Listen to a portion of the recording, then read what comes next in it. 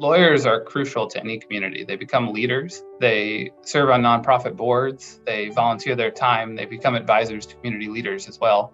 And so it's vital that every community have lawyers who can play that role, not only to provide access to justice, but also to help develop the community itself.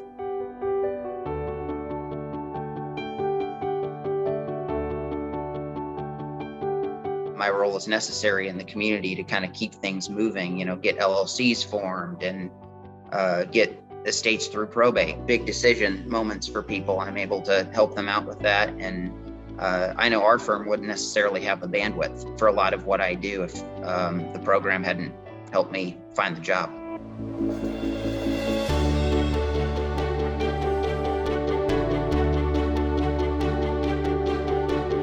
Just the variety of needs out there, which I think coming in, I didn't really expect to see such a variety of complex legal issues, honestly, whether it be corporate issues or, like I said, tax issues. Like, I just didn't compute that to be something that would be in my practice as much as it has been. In a way, it's a lot like continuing law school, because I'm able to use a little bit of my trial ad experience, a little bit of my moot court experience, a little bit of my drafting experience in those classes, and I'm not atrophying any of that as I do 2 to 3 years of one thing. My work here has shown me that you can represent people who don't have as much money. You can represent individual people who don't know that much about law. You can have a more laid-back work environment where you're not working 80, 90, 100 hours a week. That's something this fellowship has really opened my eyes to.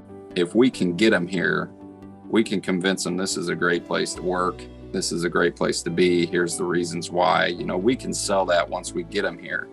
But especially when we're dealing with men and women that are coming out of law school, we cannot compete with salaries from Chicago. We can't compete with salaries from St. Louis. We can't compete with salaries from New York.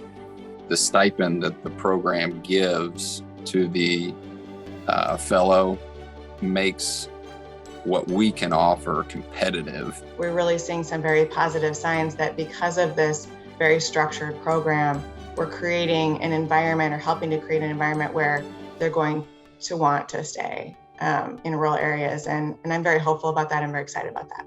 We're doing the vetting, we're doing the advertising, we're doing the soliciting. We bring the people into the program who've expressed interest, and we match them with our members at no cost to our members. You have the ISBA basically doing the heavy lifting, and we say, here's some folks that we've vetted and that you might be interested in interviewing to again, come to your community, become a part of that community, because all of our fellows have expressed an interest in moving to these rural communities. But this is an area where the state isn't going to step in, private industry is not going to step in, charities won't step in.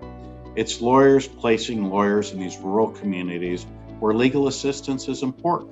And we know how important it is to be represented and not have to go pro se. Having an advocate on your side and having an advocate on both sides leads to reasonable resolution, agreed orders, and areas where conflict can be resolved peacefully and people can move on. Your donation to the Rural Practice Initiative is crucial to help us sustain our program into the future.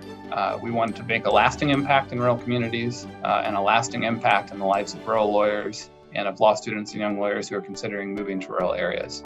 Please help us to do that.